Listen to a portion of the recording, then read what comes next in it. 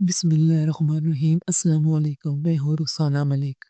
7 نومبر 2025 جمعہ مبارک کے بابرکت دن کا آغاز ہو چکا ہے۔ کچھ تشویشناک اپڈیٹس پاکستان و بھارت کے بارڈر سے موصول ہو رہی ہیں۔ ناظرین کرام، پہلگام واقعے کے بعد بھارت نے آپریشن سندور لانچ کیا تھا اور اس آپریشن نے 2 ایٹمی طاقتوں کو آمنے سامنے لا کھڑا کیا ہے۔ لیکن اب وہی ہوا ہے جس کا ڈر تھا، پہلگام سے بھی بڑا واقعہ، ایک بڑا حملہ۔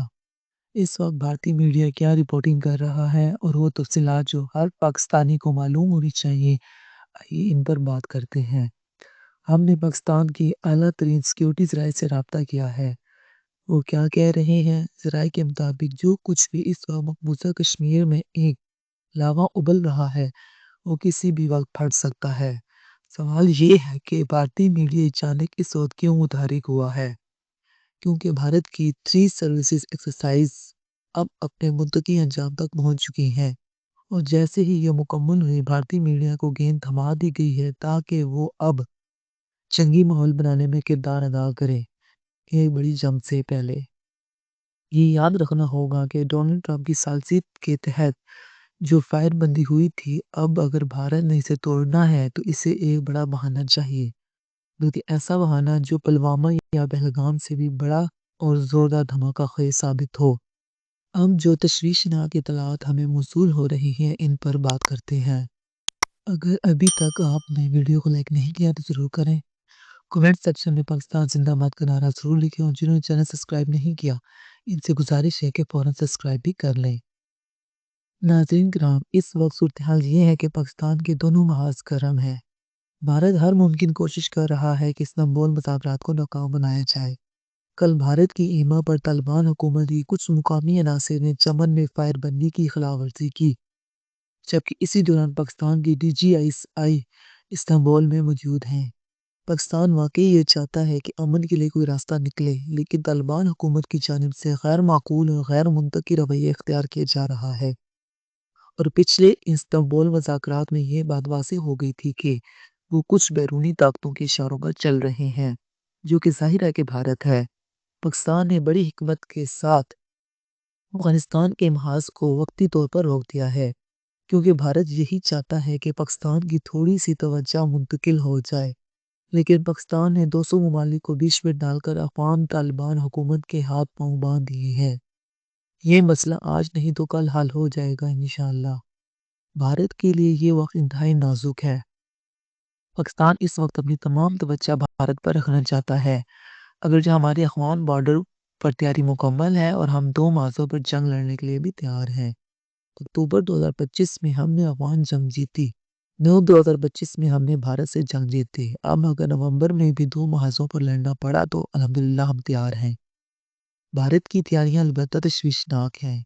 بھارت نے ڈیپ سی سے لے کر LOC تک بنکرز تیار کیے ہیں، جو ظاہر کرتے ہیں یہ ایک طویل جنگ کے لیے منصوبہ بندی ہے۔ بھارت کی ترشول ایکسرسائز بھی اسی سلسلے کی ایک کڑی ہے۔ اب ناظرین کرام، بھارتی میڈیا کی رپورٹنگ دیکھیں۔ پہلے انڈیا ٹی وی نے خبر دی ہے کہ پھر انڈین DTV نے بھی وہی دہرایا، جموں کشمیر میں دہشت گردی کے منصوبہ بندی، لشکر اور جیش مربوط حملوں کی تیاری میں مصروف۔ یعنی بھارت کے مطابق پاکستان سے تعلق رکھنے والے گروپس حملے کی تیاری کر رہے ہیں، بغیر کسی ثبوت کے، ہمیشہ کی طرح۔